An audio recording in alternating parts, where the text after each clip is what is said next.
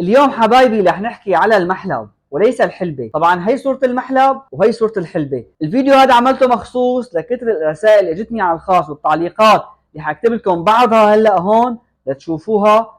كله عم يستفسر شو هي الحلبة وشو المحلب، شو الفرق بيناتهم. بالنسبة للحلبة يا حبايب، هي نوع توابل، نوع عشبة بيستخرج الحبوب تبعها وبتتجفف. اما بالنسبة للمحلب هذا اللي شايفين شكل البذور تبعه، هي عبارة عن النواة اللي بتكون موجودة جوات بذور حبات الكرز، وله اسم ثاني اسمه بذر كريز. الفرق بيناتهم والفوائد تبعهم، طبعا هذا له فوائد وهذا له فوائد، والاثنين مفيدين، ولكن كل واحد له خواص وله نسبة معينة. الحلبة ما فيها زيوت، ما بتعطينا ريحة. أما بالنسبة للمحلب بيعطي ريحة فواحة بتجنن، خاصة بالعجين وخلطات التوابل اللي هي بتدخل بالدجاج. أما بالنسبة لموضوع المحلب وتركيزه، هو تركيزه عالي، تقريبا يعادل تركيز حبات الهيل ولكن أعلى شوي، وكترته بتعطي مرار.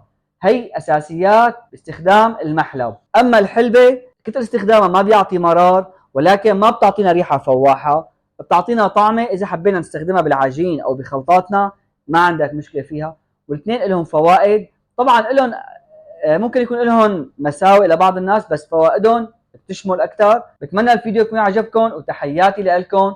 وإذا عندكم أسئلة تانية كتبوا لي إياها بالتعليقات، أعمل لكم عنها فيديوهات شرح تميز بين الاثنين. وتحياتي لكم.